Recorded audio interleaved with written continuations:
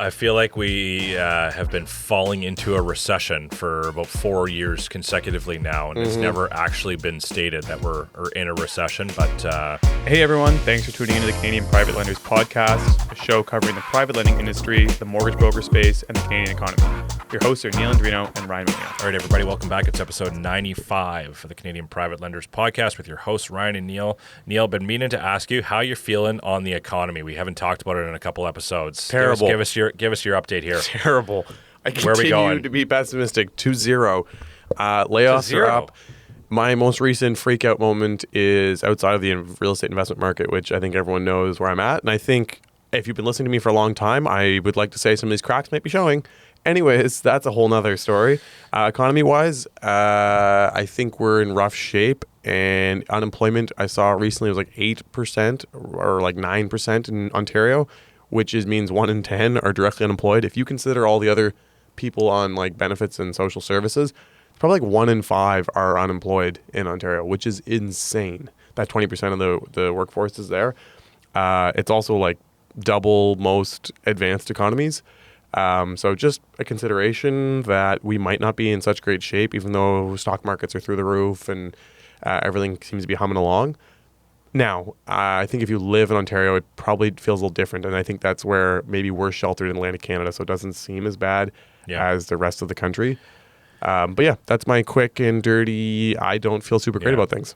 Yeah, and there's, we're seeing more employers freeze hiring plans as well. So, that's definitely a warning sign you see in our business that we got to stay on top of, but still nuanced by province as well. But and maybe we are sheltered here, but you're starting to see it creep up a little bit. So that's interesting. But why aren't we cutting rates, Neil? That part, I don't know. I don't have a good answer. I think I think it is an inflation tied thing. Like I think if we cut rates, the devaluation of our currency will continue to grow, and there's already lack of strength in our economy and people's desire to invest here. So I think that's what they're trying to protect, is then going to the additional inflation on top of everything that we're experiencing already. I think that's the objective, but I don't know. I think the only saving grace, really, in my opinion, is to crank bringing people back. Like I don't know how else they're going to make it work. Immigration, you mean? Yeah. Yeah. It's going to happen eventually. And industry. They have to crank industry through the roof as well to try and get that going. Do you want to comment on the most recent tariff news, or are you tired of tariffs? I am tired of tariffs. What's their most recent news? I don't even know. Okay. There was big headlines for like 30% increases or something like that, but apparently like the fine print was only like an actual like 5% increase or something for Canada. Yeah. I can't even keep track of it though, so I don't want to speak to it because I don't even know. I would say I also don't want to speak to it because I haven't been following it as intimately as I used to, because it's just so much ridiculousness has been changing. Also, I will say I'm starting to see more deal flow where the numbers make sense, and so I've been back in the underwriting seat. Like on multi-units? Multi-commercial property is starting to... People coming off their aggressive asks for peak of the market type per unit pricing? Or? Yeah, I think you're starting to see those cracks take place, and so I think you're starting to see that, see opportunities again. Okay. And I'm just trying to gauge if now's the bottom of the market or what. Like my theory... I always got my weird little theories, but I think what's going to end up saving our market would be like a huge refugee influx, which if that happens very quickly, the market could not necessarily rebound, but gain some stability. And so I think we're on that downward side of the slope. And so I think it's probably a reasonable time to start looking at opportunities again and maybe buying your way down, and then hopefully it stabilizes. But I'm also, part of me's got this belief that if that doesn't come on, it could be it could be really bad. There could be some big hits. But anyways, we will see. Hard to predict. I feel like we have been falling into a recession for about 4 years consecutively now, and it's never actually been stated that we're in a recession. But eventually it's got to happen. It's just part of natural economic cycles. But it's hard to know what's going on given like the constant volatility. Yeah, there's also such a disconnect now between the investment world and like the actual street. Like that's the part that I think's become wild. I don't know if it was always like that, but there's just everyone's money's all tied up in investments. Everyone's got investments now. Like I think there used to be a smaller percentage of people, but maybe not. I don't know. But it just feels like people are like, well, my investments are doing great. Well, like the market goes crazy for like 3 or 4 days, and everybody's like buy, and then it like collapses on like some bad news about tariffs or whatever else is going on globally, and it's just it's crazy. It's kind of nuts. But anyways, welcome everybody back to the podcast. This is the Canadian Private Lenders Podcast with your hosts Ryan and Neil. And today we are going to keep it nice and simple. It's going to be straight to the point today. We're going to talk about an example and maybe a lesser known usage of private funds. We're going to talk about non-arm's length transactions. So this is an example. I often forget to mention this to our broker partners, but this is a very important one for brokers to understand and be able to leverage when needed, because it could be an excellent way to use private financing. So what in the world is a non-arm's length transaction? What's that? What in the world is a non-arm's length Well, basically, transaction? Neil, I've got an answer for you here. It's a creative financing structure for a family-to-family property sale. Okay. And we're going to talk about why the appraised value is very important with this type of transaction relative to the purchase price. Okay. And in general, hopefully we're going to allow our broker partners to win more deals by understanding the strategy here. So do you want to kind of go through the definition here? Or do you want me to keep running through it? Sure. I'll be honest with you, I'm kind of learning myself. This is not a term that I would typically be using. But the definition is when the buyer and seller are closely related. So they're family members or business partners. Yeah, I said family, but it doesn't necessarily have to be family. It's a closely related party. Exactly. Yeah. So, and where you'd probably see something like this would be an inheritance or a family farm or a family property that's trading hands. And where it gets to be interesting is if you think about it, like maybe your dad is selling you the family cottage, and on market it's probably worth $500,000, but he's giving it to you for $200,000. Yep. And so now we're in this weird kind of flux for the banks because they have their guidelines on loan to value versus loan to cost, and so your cost is $200,000, but the value is $500,000. And so they might say, well, no, you still have to put down a big down payment, even though you're like, what? I'm getting this for 60% off sticker. Yep. Why do I have to put so much money down? And again, that can be, for some people, they're just not in a position to do so, or then it kind of messes up the deal, and they might have to say, well, then we have to go to market. And that's where we have the opportunity to step in to help you get those deals done. Yeah, and we often see this, like you touched on it, Neil, we often see this in relation to estates. So it could be something simple as, like you said, a father selling it to one of their children, or it could be an estate, like where the parents have passed away and they've handed down the property or properties to 2 different siblings or 3 different siblings, right? And then like, how do they figure out title on that property, right? Do they just own it a third each, or does one buy the other one out? And that's when we can come in and help clear title to one of those people acquiring the property. So anything else you want to touch on definition there, or should we just jump right into a little case study here? Give us a case study. I was going to say, okay. Yeah, some people probably listening are like, why would you borrow expensive funds to do this? I'm like, you'd be surprised. I think when your family maybe goes to separate up at a home, everyone's family, but when there's a house on the line, 100%. Money involved and it's a lot of money too, right? So it's best that one person just pays and there's like clean title on it. I'm glad you asked, Neil, because this is one thing that a bank typically can't support. And traditional A lenders are always going to refer to the lesser of appraised or purchase price, even if there's a massive discrepancy there, right? And usually we do too. Usually we want to bank on the lower value. But in this scenario where it is truly non-arm's length, you can understand there's a story behind why there's that 40% or 60% off of the appraised value for the purchase price. So let's break down an example here. So this is a deal we put together about a year ago, Fredericton, New Brunswick. Property had appraised at $380,000. It was held in an estate and being sold to the daughter for $225,000, right? So basically 40% off on that property versus what the market value was anticipated to be, okay? Yep. The significant discount obviously due to the family relationship there. I'm not sure if there was other siblings involved, but this particular daughter was awarded this property at that price, okay? Still chasing lenders for updates? Manually entering deal details? Are you a law firm still not able to perform a discharge with just a simple button click? Well, Lawyer Automator is the modern solution built specifically for real estate law firms working with private lenders. Eliminate manual effort and automate intelligent document generation and digital instructions between lenders and lawyers with just a simple click. Enjoy seamless communication across your entire team and all stakeholders involved in the deal, from clerks to partners and everyone in between. Get comprehensive end-to-end reporting with visual business intelligence tools right on your screen. Perform discharges at the touch of a button. And because we're connected to Canada's largest private lending network, we'll even help you grow your client base with exclusive networking opportunities. Lawyer Automator. Work smart. Close fast. Grow your business. So we're able to step in. So if they had gone to a bank here, the bank would say, okay, like to your point, Neil, your purchase price is $225 on this. We want you to put at least 20% down. Okay.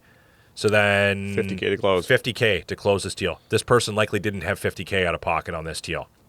We stepped in and we said, we believe this situation here, the client profile was strong enough to achieve an exit strategy after title was cleared. So we looked at that purchase price. We said, well, let's be conservative on the appraised of $380. Let's be conservative on that. Let's finance 65% of that. Okay, that was $247,000. If you recall, the purchase price was only $225,000. She's getting paid to buy this house. Getting paid, exactly. So we're not only covering 100% of that purchase price of the $225,000. We're covering the borrower's legal fees. We're giving them a little bit of money in pocket to do some minor upgrades or paint the house or whatever they need to do. No capital required out of pocket for that borrower. Mm-hmm. So this is one of those unique examples. We always like our borrowers to have skin in the game. We always want that in almost every scenario. This is one particular situation that said, okay, we're banking on the strength of the borrower. They're likely going to be able to refinance quite quickly. And if something was to go wrong, we're going to take this property back and we're going to be well covered in the worst case scenario. So this is the funny part, how basically our opportunity lies in the rigidity of the bank, and sometimes not stupid, but just the rigidity of the bank. And so again, I think it makes sense, but they're going to refinance out because now that they own the property, they can go back to the bank and say the place is worth $380, and then they can pull 80% of that out. Getting paid again. Just free money flying everywhere. And then they're going to pay us out. They'll get cash back on that probably. Exactly. But it's crazy because the bank originally, knowing, would not give them the money to just buy the place. They'd be at a lower loan to value. The bank would probably be at lower risk if they just did it straight off the hop. But they've created an opportunity because they won't, and they're rigid in their structure. Maybe I'm missing some reason why they don't like getting involved earlier on. It could be a multitude of reasons. I believe this particular borrower was self-employed as well, which adds another wrinkle to it as well. Yeah. But the deal closed smoothly with us. No issue on our side. Daughter now holds title of the property. She's got that clear. Like you said, she's now able to go and refinance based on the appraised value. There's no purchase price anymore, right? Yeah. You can only use that appraised value for a refinance. So, of course, the key takeaway here is that we can base it off an appraised value, not just the discounted price, okay? This kind of structure is essentially the only way to make family transfers or close business relations transfers work when cash is limited on something like this. Mm-hmm. And the exit strategy on this one here, the borrower, she was able to qualify for an alt lender program. I think she was with us for maybe 5 or 6 months. Mm-hmm. And then they saw enough of a track record there. Income was substantial enough, even as self-employed, to qualify at an alt lender. And she may have to stay on something like that for the longer term, but you're still, you're looking at a cheaper rate for longer term. And you got to acquire that property at that discounted price and build that equity immediately, right? Yep. So it's basically, the goal is basically a bridge to long-term ownership, clearing title, and then being able to refinance that property. Okay. Do you want to go a little bit more depth on the exit strategy there, Neil? Yeah. Well, first off, the key is you got to make sure your parents give you properties for half cost. Exactly. That's where this all lies. You want to talk about the bank of mom and dad? Here you go. Exactly. Here's your opportunity, mom and dad. Yeah. Hand-me-downs. But, sorry, you were saying talking the exit strategy a little more? Yeah, I mean, ultimately, I think you've covered it well. We're a bridge to get you to the point where you can get a refinance to pay us out. But for mortgage brokers, I think it's important that they understand this because, I think some of them will see and they're like, and I've seen that from the phone calls I've received of being like, can we do this? And I'm like, yeah, you can. And they look like a hero for their client as well, right? The client's kind of stressed. They're probably already thinking they got to find $50,000. They don't want to lose the property. They don't want to make a mess of their estate setup. There might already be some tensions and stress associated with the fact that they might be getting gifted a property and someone feels the other property's worth more, whatever it is. So if the broker can come in educated, knowing this is an option for them, it's a great, they're like, here's a great gift that I have for you, and this should help you make the decision. You can be quick. We can get this closed. We can get it pulled out before there's issues. So I think that's a big thing. Is if you're a broker listening to this, touch base with us pretty early on. If you have these kind of unique deals, you're like, God, there's a lot of value here. We just can't seem to qualify it with the bank. These provide a great opportunity, and it's a great solution for your client. I'm glad you mentioned that because it just provoked another thought. Like spousal buyouts are very similar to this. I think we might have done a podcast on that, like very early on. But that's essentially the same thing, right? It could be completing a separation agreement, right? And it could be a reduced price that one buys the ex-spouse out for. Same type of transaction where you can actually use the appraised value to have that happen on the private side. Are you a private mortgage lender in Ontario looking for trusted legal support?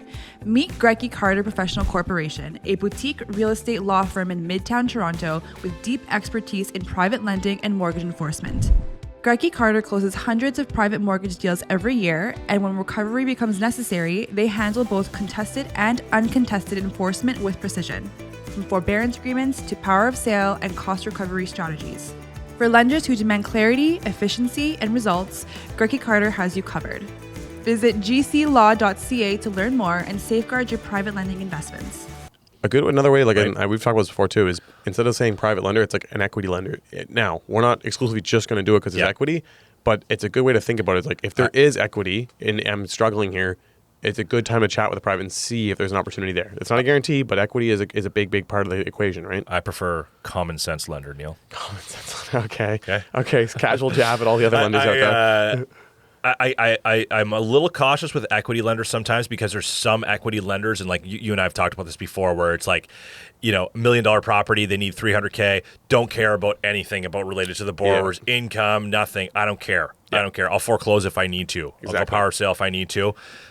That is like a true equity lender. And sometimes I can get confused. Yes, we do lend on equity and we bank on equity, but like exit strategy is more exactly. It's just a piece of a puzzle. So Neil, just to recap there, basically this situation can be applied, if you're purchasing from a parent, a grandparent, estate, sale price tends to be deeply discounted and traditional lenders won't lend on that full value. So that's really why you would use a scenario. And you said it already, Neil, brokers can look like absolute heroes with their clients with this type of transaction, right? Like truly reducing that stress burden in a stressful situation, typically. Close deals that would otherwise fall through. And some brokers might just throw their hands up and say, sorry, I can't help you. My A lenders won't do it. Yep.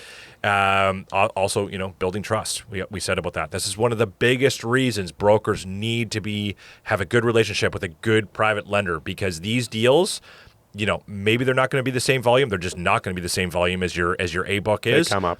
But you are building so much trust with those clients and finding them that solution that you're not only going to get all future deals from them, you're going to get everything from their network, their families, everybody, right? 100%. So just to wrap up here, just to recap what we talked about today, sometimes it doesn't always come down to purchase price. Appraised value can be considered in these non-arm's length transactions. Lowball your rich uncle who owns all the real estate. Exactly. Private lending is flexible. Always come back to that. We are fast. We are flexible. And when banks are not, and it's just another tool in your toolkit as a broker. Okay. So if you're working on this type of transaction, feel free to reach out to us at Keystone. We will see what we can put together for you. And again, please subscribe, leave us a review, give us a 5-star review, share the episode with people. We're really trying to make this bigger. And just to mention, we've got a very exciting lineup coming up here in the next couple episodes, Neil. So some big interviews. I'm going to leave them as a bit of a surprise, but some people who are very close to me coming up soon. We've got some. I'll leave it at that. We've got some big-time commercial brokers coming on the show next week locally here in Halifax. And then you and I are going to the center of the universe again, Neil. Feels like a second home now, but we're going up to the Canadian Mortgage Summit, and we're going to actually do the show from the trade floor at the Mortgage Summit, September 17th, I believe, in Brampton. We're going to be there. We're going to be live interviewing. The atmosphere is going to be like. I've been there a couple times before. It is insane. So it but should even be with the marketplace as it is. No, I know, but I'm just mean in terms of attendance. Like it's a crazy conference. It's free to mortgage brokers, or if you're signed up with CMP, it's free. So, anyways, 400,000 mortgage brokers in Toronto. So exactly, yeah. Any brokers up in Ontario are going to be at the summit. Please come stop by. We're going to be doing live interviews throughout the day with some big time private lenders in mix. But we'll have some time availability during the day as well if you want to pop by. So anyways, like I said, like and subscribe, and we appreciate you all listening. Thanks, guys. Cheers. Thanks for listening, guys. It's Neil, your co-host and co-founder at Keystone Mortgage Investment Corp. and Director of Investor Relations. I'm also a real estate agent, real estate investor, and business owner. And your co-host and co-founder of Keystone Mortgage Investment Corporation, Ryan McNeil. Keystone MIC is licensed under the Mortgage Regulations Act of Nova Scotia, license number 3000844, and through FCMB, license 89280. Keep in mind, the views of this podcast are for informational purposes only and are not financial advice.